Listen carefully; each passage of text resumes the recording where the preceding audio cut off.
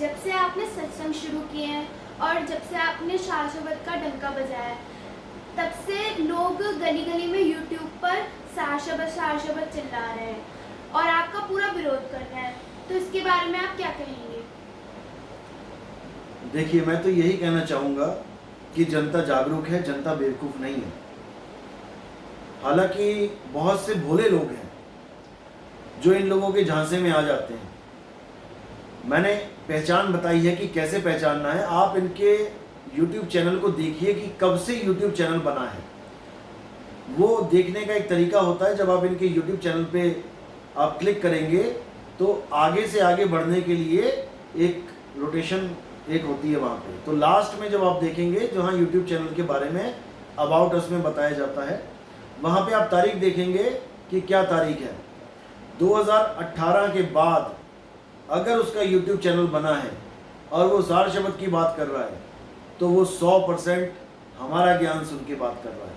अगर वो नी अक्षर की बात कर रहा है, निज नाम की बात कर रहा है, 100% हमारा ज्ञान सुन के ही वो बात कर रहा है। और अगर उसका YouTube चैनल पुराना है, 2014, 2013, 2012, तो आप उनकी पुरानी वीडियोस देखिए कि वो क्या बेच रहे थे पहले। आप देखेंगे कि वो राम मंत्र, कृष्ण मंत्र, हनुमान मंत्र, धन लक्ष्मी प्राप्त मंत्र और पता नहीं कौन कौन से मंत्र ऑनलाइन बेच रहे थे। लेकिन जब से YouTube पे हमने सार शब्द का डंका बजाया और लोगों को समझाया कि सार शब्द में और आम शब्द में फर्क क्या है, ये सब लोग अपनी दुकानें बंद करके सार शब्द की दुकान खोल के बैठ गए। सब मंत्रों को छोड़ के अब सार शब्द की बात करने लग गए और जिसके जो समझ में आया उसी को सार शब्द मान के हमारी ही भाषा बोलने लगा, हमारे जैसी बातें करने लगा। जिसके समझ में आया कि कान में फूंक मारना भी लिखना बोलना पढ़ने से न्यारा है, वो उसको सार शब्द बताने लगा। और जब लोग उसके पास नाम दीक्षा लेने गए और कान में फूंक मरवाई 20-20 हजार रुपए देके, तब लोगों को होश आया कि लुट गया रे व्यापारी परख बिना। इसीलिए मैं कह रहा हूं कि परख करो, बिना परख किए मारे जाओगे, लुट जाओगे। अब कई लोगों ने सार शब्द बना दिए, जो एक आवाज आती है, अगर आप अंधेरे कमरे में बैठेंगे, गुप्त कमरे में बैठेंगे या आप ध्यान से कुछ सुनने की कोशिश करेंगे, तो आपको एक पतली सी आवाज आएगी जिसको ब्रह्मनाद कहते हैं। वो बिना गुरु धारण किए भी आती है। तो कुछ लोग उसको मोबाइल पे सुनाने लग गए। और क्या सुनाया? टिनिटस नामक बीमारी, उसकी आवाज। अगर आपको वो आवाज आती है तो आप टिनिटस बीमारी के शिकार हो चुके हैं। अगर आप उस पर ध्यान लगाएंगे तो आपका दिमाग भी खराब हो सकता है। जो कि एक YouTube चैनल जो सार शब्द की बात कर रहा है, जो नासिक का एक बहरूपिया है, जो पहले मंत्र बेचता था और अब सार शब्द कर रहा है, उसने अपनी ही वीडियो YouTube चैनल पे एक आदमी की रिकॉर्डिंग डाली जिसमें वो कह रहा है कि गुरुजी, वो जो आवाज आपने बताई थी, मैंने उस पर ध्यान लगाया और मैं मेंटली डिस्टर्ब हो गया, मैं हॉस्पिटल में भर्ती हो गया, अब दवाइयां खा रहा हूं। और इतना सुन के वो हंसने लगा जिसने उसको बीमारी दे दी, दिमाग खराब कर दिया, जिसका मेंटली उसको प्रॉब्लम में जो ले आया, वो हंस रहा है। बताओ, ये गुरुओं का हाल है। आप देख सकते हैं, मैं नीचे लिंक शेयर कर दूंगा, आप उसको सुन सकते हैं। ये हाल है आजकल गुरुओं का, क्योंकि ये गुरु नहीं है, ये लोगों को ठगने के लिए ठग बैठे हुए हैं। लेकिन आपने पूरा विचार करना है, विवेक लगाना है। सार शब्द ऐसी कोई आवाज नहीं है जो आपको मेंटली डिस्टर्ब कर दे। सार शब्द है आपका निज रूप। सार शब्द ही सतनाम है। जो कहते हैं कि सतनाम ओम सोहंग है, वो भी नहीं है। ओम सोहंग तो मंत्र हैं और सतनाम यानी सार शब्द आपका निज स्वरूप है। सतनाम कोई नाम नहीं, ये है आपन रूप। और जो जाने इस भेद को पावे आप स्वरूप। अपना स्वरूप प्राप्त कर लेता है, आत्म स्वरूप प्राप्त कर लेता है, तब वो सार शब्द का भेदी होगा। नहीं तो वो तंत्रों मंत्रों में उलझ पुलझ के मर जाएगा। इसलिए साहिब ने बोला, तंत्र मंत्र सब झूठ है, इनमें न भर में कोई, और सार शब्द जाने बिना कागा हंस ना होए। कागा और हंस में क्या फर्क है? स्वरूप का फर्क है। कागा काला है और हंस सफेद है, केवल स्वरूप ही बदलना है। कैसे बदलेंगे? क्योंकि अभी हमने ये कागा स्वरूप पकड़ रखा है। 5 तत्वों के साथ, 10 इंद्रियों के साथ ये जीव कागा बना बैठा है। अब जब वो अपने आत्मज्ञान को प्राप्त करेगा तो वो कागा से हंस हो जाएगा। यही मूल ज्ञान है। इसी ज्ञान के आगे बड़े बड़े ज्ञान नतमस्तक उस वक्त भी हुए थे जब कबीर साहब आए थे, और इस वक्त भी होंगे जब कबीर साहब प्रकट होकर ज्ञान बोलेंगे। क्योंकि ये ज्ञान कबीर साहब का है। शब्द स्वरूपी राम है वो, और शब्दों के द्वारा ही लोगों को चेताते हैं। वो कब आते हैं, कब जाते हैं, वो कहाँ रहते हैं, कैसे बोलते हैं, इसके बारे में उन्होंने क्या बोला है? अरे साहिब कबीर का सब घटवासा, गुप्त प्रगट कुछ अजब तमाशा। जहां संत तहां प्रगट भयहूं, और जहां असंत गुप्त तहां रहूं। जहां पर असंत होगा, जहां पर मूल ज्ञान नहीं होगा, वहां पर मैं होता हुआ भी गुप्त होऊंगा। वहां पर कौन है? वहां पर निरंजन प्रधान होगा, काल भगवान होगा, जो 52 अक्षरी मंत्र देके आपको कहे कि सारी उम्र ये मंत्र जपने और परमात्मा मिल जाएगा। वही काल है, वही निरंजन है। उन्हीं से सावधान रहना है। जो नर पड़े 52 के फेरा, सो नर जानो काल के चेरा।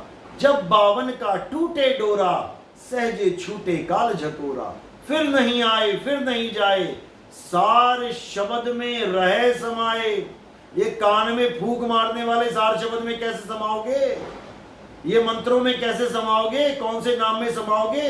ओम कलियम हरियम शरियम सोहम 50 मंत्र दे दिए, कौन से नाम में समाओगे? सूरत समाए शब्द में, वाको काल न खाए। अरे शब्द तो बता दो, शब्द क्या होता है? कोई कह रहा है गुरु के स्वरूप को याद करो, गुरु के चेहरे को याद करो, गुरु लेने आएगा, गुरु पार करे। अरे शब्द क्या है? शब्द में समाना है। ये ज्ञान किसी को समझ में नहीं आ रहा। कोई सतलोक में ले जा रहा है, कोई अलग अनामी लोक में ले जा रहा है, वहां पे समाएगा, वहां समाने की बात कर रहे हैं। नहीं, सूरत समाए शब्द में। जब तक शब्द में नहीं समाओगे, जब तक बात नहीं बनेगी। क्योंकि साहिब का स्वरूप ही शब्द है। हम हैं शब्द, शब्द हम माही, और हमसे भिन्न और कछु नाही। शब्द न बिन से देही, कहें कबीर हम शब्द सनेही। तो उस शब्द में हम कब समाएंगे? जब हमें शब्द भेदी गुरु मिल जाएगा, और हमारे ये तंत्र मंत्र जंतर छुड़वा देगा, पूजा पाठ तीर्थ व्रत सब छुड़वा देगा, और हमें हमारी आत्मा का ज्ञान देगा। अरे आत्म ज्ञान बिना नर भटके, कभी काबा कभी काशी, जल में मीन प्यासी, मोह देखता आवे हांसी। हे अर्जुन, जो भी आत्मा के अलावा किसी और को सत्य मानता है, असल में वो अज्ञानी है। तत्वदर्शियों ने 2 प्रकार के तत्वों का वर्णन किया है, एक असत तत्व, एक सत तत्व। असत तत्व तो ये देही और ये सारा संसार है, और सत तत्व आत्मा है। असत तो परिवर्तनशील है, बदलता रहता है, लेकिन आत्मा अपरिवर्तनशील है। इसलिए हे अर्जुन, किसी गुरु के पास जाके आत्मा का ज्ञान प्राप्त करना चाहिए, ना कि इन मंत्रों को जपना चाहिए। ये मंत्र तंत्र देने वाले गुरु युगों युगों से बैठे हैं यहाँ पे, खुद भी बैठे हैं और चेलों को भी बैठा रखा है। ना खुद पार हो पाए, ना चेले पार हो सकते हैं। ऐसे गुरुओं के लिए क्या बोला गया? अरे झूठा गुरु अजगर बना, 184 जाए और सारी संगत चींटी बनी, तोड़ तोड़ के खाए। तो अगर तोड़ तोड़ के खाए वाला काम करना है तो भाई आप परख बिल्कुल मत करो कि गुरुजी ने क्या दिया, क्यों दिया। बोल दो कि जो गुरु ने दिया वही सत्य है, चाहे गुरु नरक में ले जाए तब भी चले जाएंगे। ऐसे लोगों को ये मूल ज्ञान समझ में नहीं आता, क्योंकि साहिब कह रहे हैं गुरु मेरे सब ही बड़े, अपनी अपनी ठौर, और शब्द विवेकी पारखी, सो माथे का मौत। तो शब्द विवेकी पारखी माथे पे आ गया तो बाकी कहां जाएंगे? उन सबको किनारे कर देना है, तभी बात बनेगी मेरे भाई, नहीं तो बात नहीं बनने वाली। और जो लोग विरोध कर रहे हैं उनके बारे में बता दूं, असल में वो मेरा ही नाम चमका रहे हैं। वो दिन रात नितिन नितिन नितिन करते हैं, गालियां देते हैं, गलत लफ्ज बोलते हैं। उन लोगों की वजह से कितने नए लोग जब उनकी ये अभद्र भाषा सुनते हैं तब वो पहचानते हैं कि पहली बात तो ये है कि इस महात्मा के पल्ले कुछ नहीं है, जो दूसरों को गालियां दे रहा है इसके खुद के पल्ले कुछ नहीं है। पहला फायदा तो ये हो जाता है मुझे उनकी गालियों से, क्योंकि मुझे बोलने की जरूरत नहीं पड़ती कि उनके पल्ले कुछ नहीं है। वो खुद ही कह देते हैं, खुद ही समझा देते हैं सबको कि भैया हमारे पल्ले कुछ नहीं है। तो पल्ले किसके है? फिर वो लोग जो मुझे गालियां दे रहे हैं उन लोगों की बात सुन के यूट्यूब पे सर्च करते हैं कि जिस नितिन दास को ये गालियां दे रहे हैं देखे तो सही ये बोलता क्या है।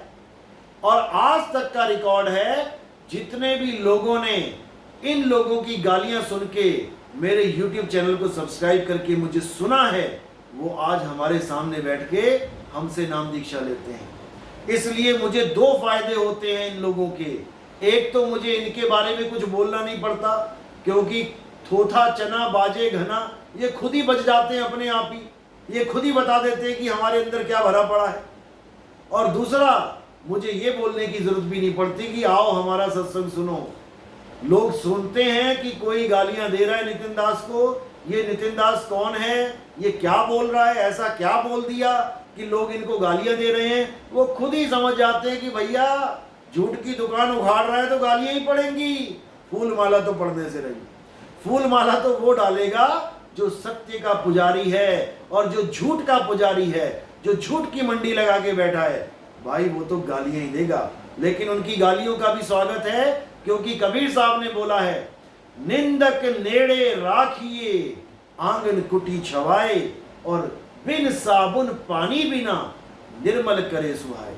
आवत गाली एक है और पलटत होए अनेक, कहे कबीर नहीं पलटिए वो रही एक की एक। इसलिए उनका तहे दिल से शुक्रिया है जो मुझे गालियां देते हैं, अभद्र भाषा का प्रयोग करते हैं। ऐसे ही करते रहो और ऐसे ही हमारी संगत बढ़ाते रहो। साहिब बंदी।